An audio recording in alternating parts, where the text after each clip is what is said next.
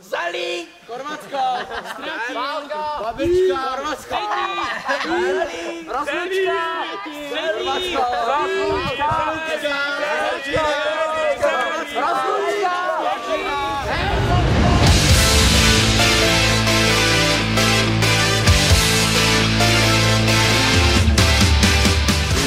Škoda, že se nenaběhl.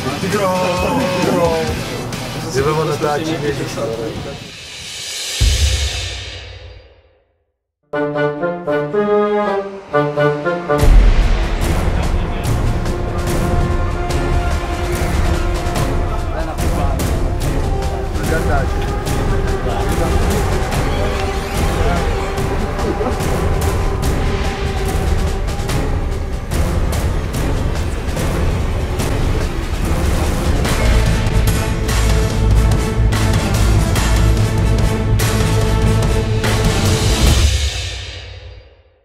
Takže tohle je Lukáš, je mu 15 a má mladší sestru 11 letou a jmenuje se Míša.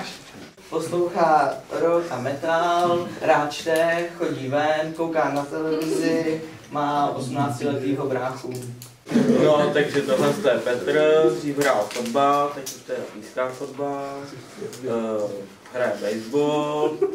Je z Jablonce nad Jizerou, ale je tady na intru.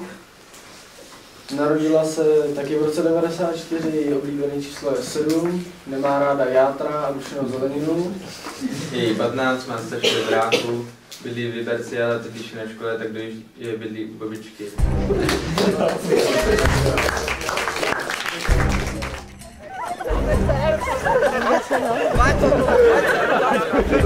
Těma pravidlama toho moc nedělají. Počkej, co máte tam? Asi na poradu. Ale lidi! To nejde, ale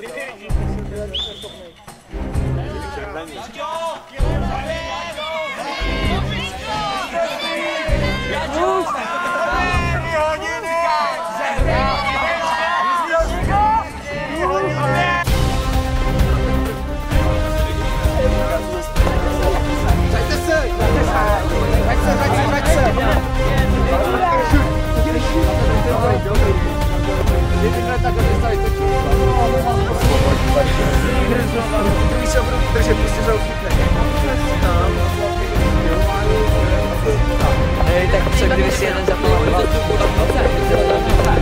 Musíme to zkusit zapamatovat.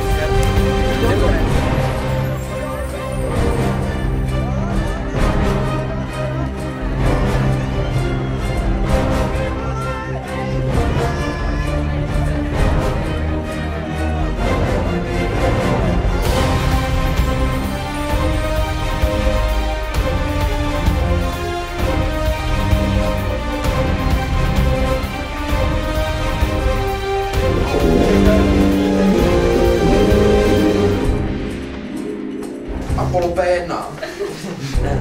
Na technickou prošlo na poprvé a dostalo symbolickou značku L1 0788. Kornout kombinovaný s indiánským týpem.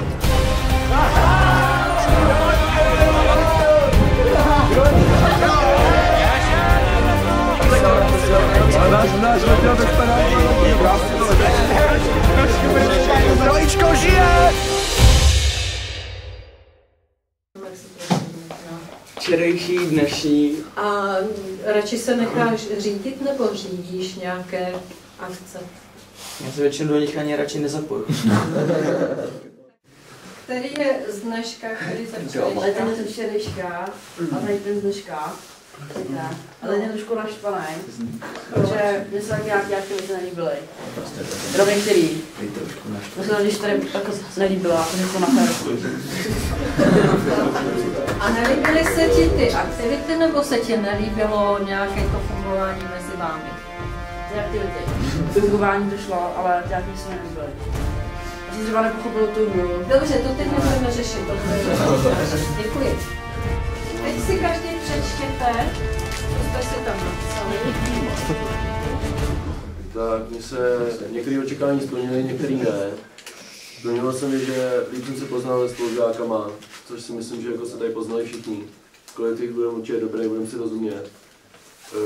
Co bych, já osobně teda prodloužil tak večerku. Myslím si, že kdybyste dali o hodinu díl, takže by se nikdo nezlobil. Stejně jsme se pak ještě všichni hodinu poslouchali na těch pokojích, protože přes dí bylo slyšet. Takže bylo slyšet, jak každý mluví. Takže hodina večerky by byla lepší. A co bych osobně teda ještě dal, tak víc volného času, protože ty aktivity byly někdy už jako hodně takový náročný, protože jsme zaběhli do bažiny, všichni měli mokro v botech a pak jsme tam tomu ještě možná půl hodiny, hodinu běhali. Když se taky všechna očekávání splnila, čekal jsem to spíš i horší ty aktivity, nakonec to ještě dopadlo dobře.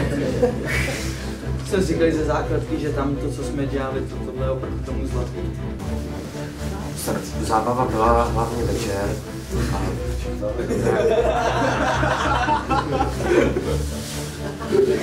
No, tak ještě jednou děkujeme, mějte se krásně, užijte si ty 4 roky, ať se vám daří. Ahoj.